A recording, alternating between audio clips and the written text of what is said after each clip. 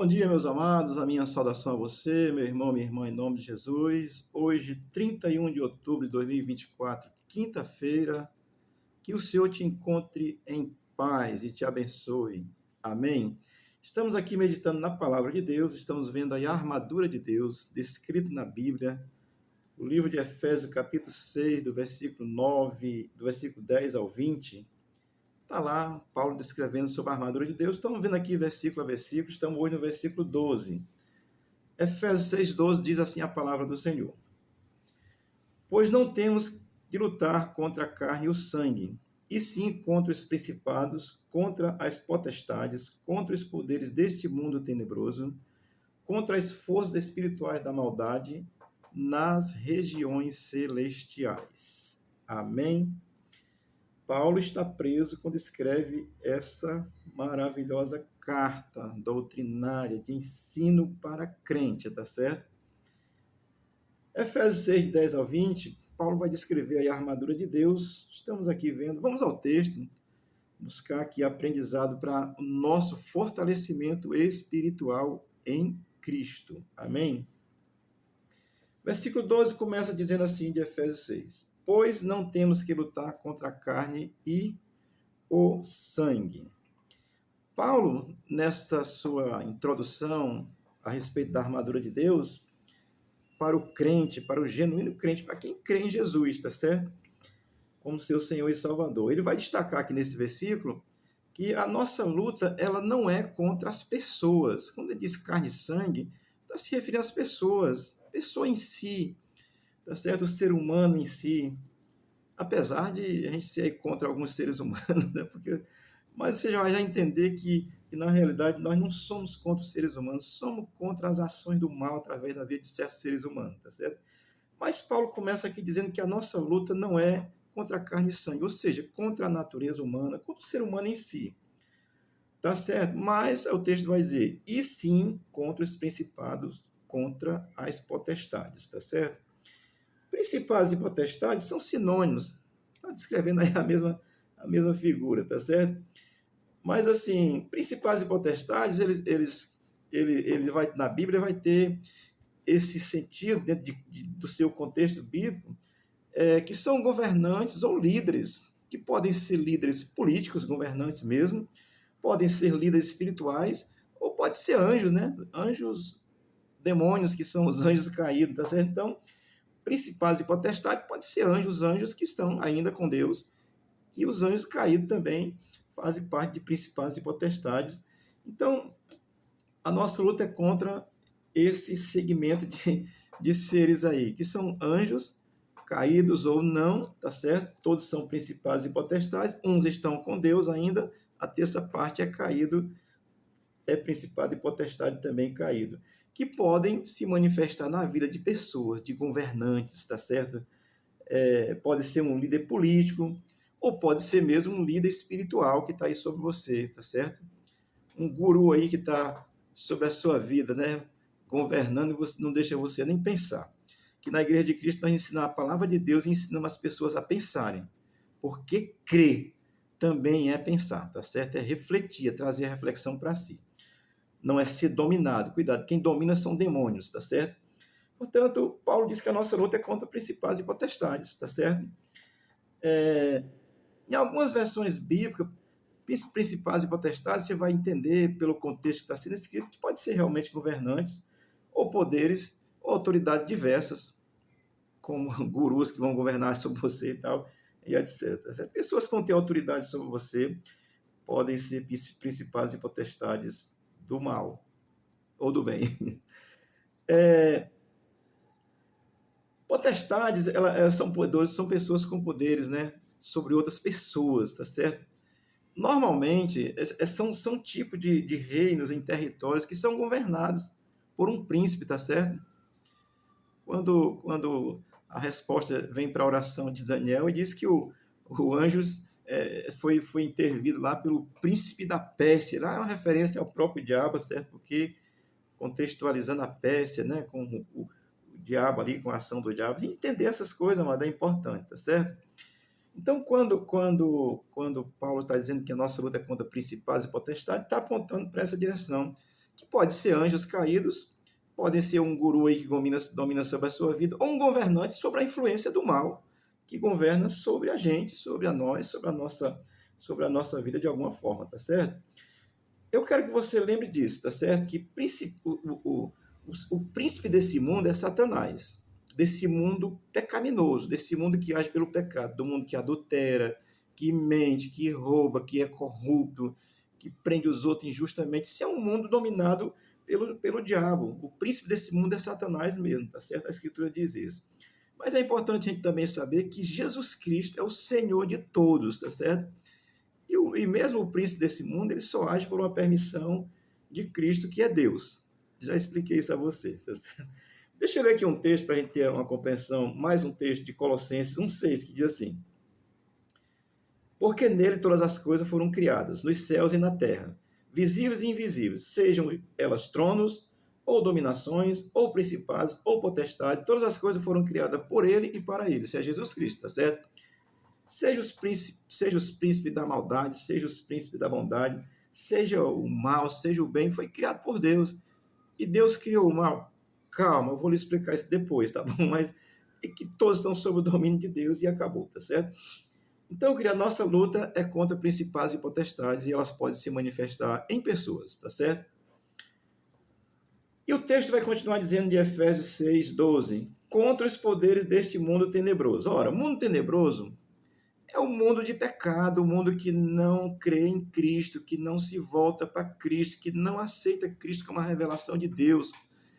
É religioso aí que é um verdadeiro pecador, idólatra, imundo, abusador de criança. É um cara de coisa, porque religioso é uma desgraça. Eu digo isso porque eu tenho medo de religioso. Eu sou crente em Jesus Cristo, tá certo? E a gente precisa entender essas coisas. Então, quando o Paulo diz contra os poderes deste mundo tenebroso, ele está se referindo a esse mundo de pecado, que se manifesta através de pessoas que não são convertidas. Um convertido peca? Peca. Infelizmente, porque nós temos uma natureza humana. Depois eu vou fazer um estudo, estou me lembrando aqui, fazer um estudo, é necessário, específico sobre a natureza de um crente, que é possível pecar. Não é a mesma coisa dizer que pode pecar. É diferente, tá certo?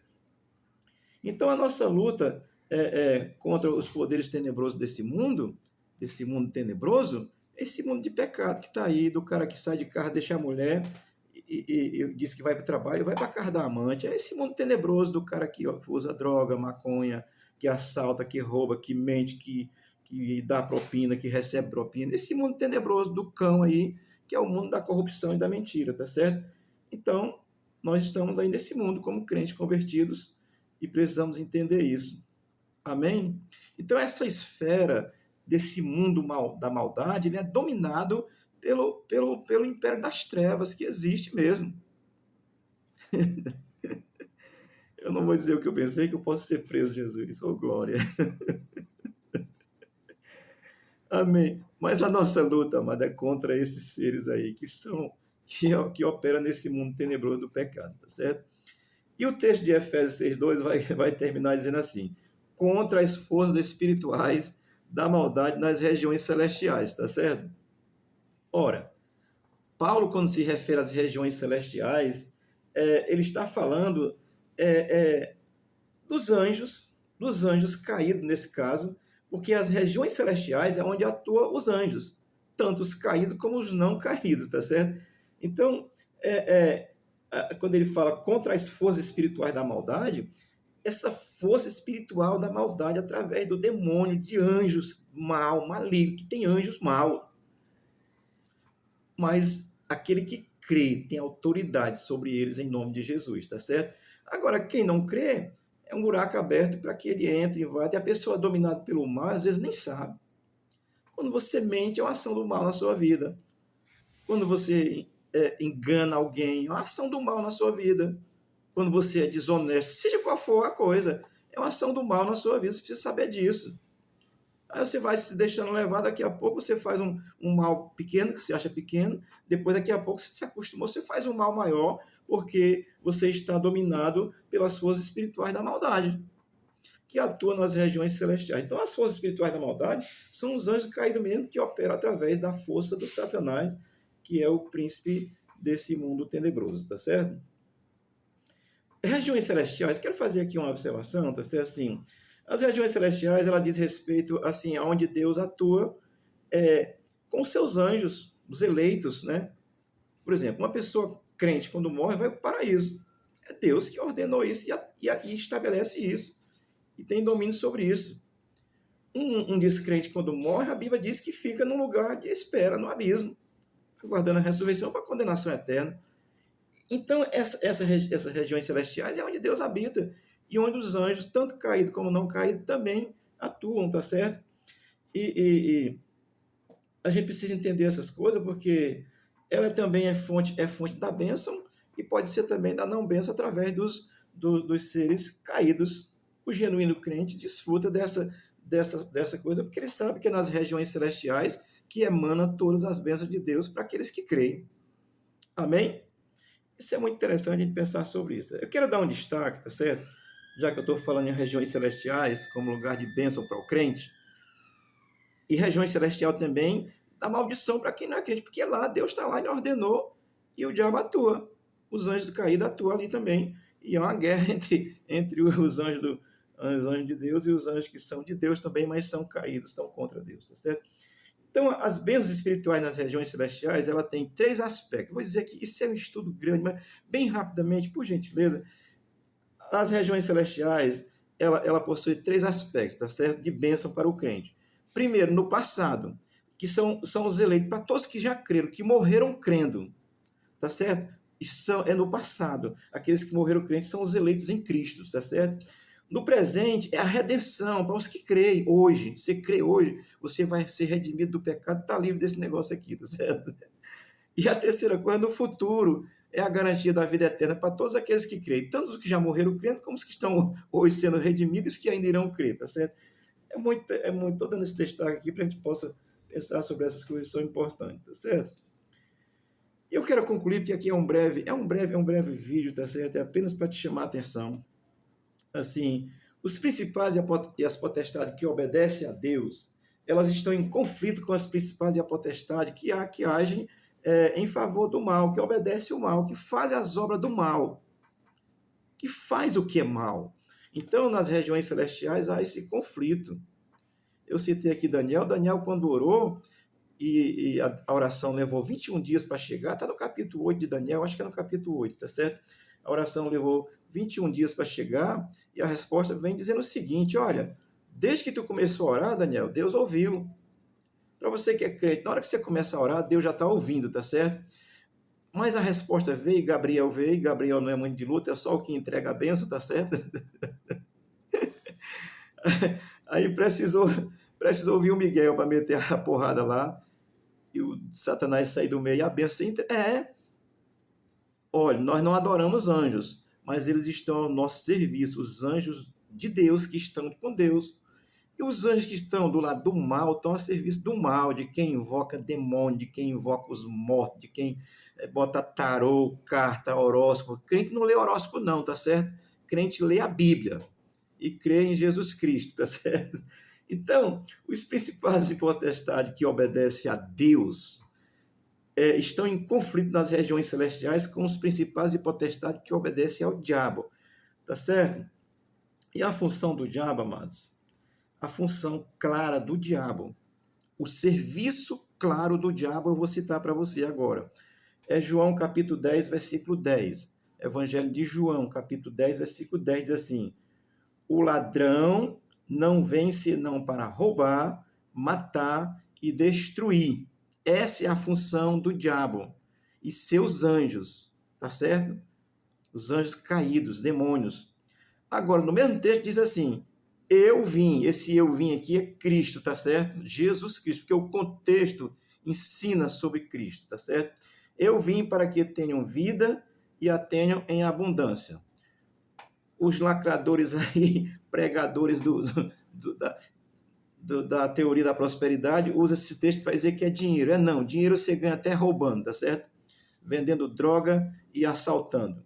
Isso aqui é a abundância da graça de Deus, que é independente de qualquer circunstância financeira, favorável ou não, mas é ter graça de Deus. Claro que finança é bom, mas se o seu coração estiver só nele, só na finança, só no dinheiro, a Bíblia diz que ele é a raiz de todos os males.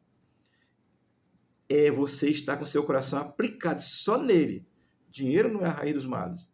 É a sua ganância, é o seu jeito, seu jeitinho de enganar, como faz os políticos aí, né? Com as verbas parlamentares, comprando voto aqui no Ceará, foi um escândalo terrível, mas ninguém pode fazer nada, porque nesse momento os principais e potestades estão dominando sobre o nosso Brasil. Mas nós estamos aqui também como filho de Deus, igreja do Senhor, convertidos a Cristo, trazendo uma palavra para te abençoar. Saiba disso. Quando você mente, você está dominado pela entidade do mal, tá certo? Se é uma pessoa boa, mas você mente, é uma ação do mal. Não se engane com isso, tá certo? E outras cositas mais. É uma palavra de Deus para te abençoar. Isso dá um estudo tão gracioso, mas eu estou trazendo só uma reflexão para que você possa refletir, pensar em Deus, voltar seu coração para Deus, crer em Cristo como seu Senhor e Salvador, para que você seja liberto das dominações dos principados e potestades do mal. Deus te abençoe, tenha uma boa quinta-feira, o Senhor seja contigo em nome de Jesus. Amém. Abençoe a tua casa, a tua vida, abençoe o Brasil. Amém.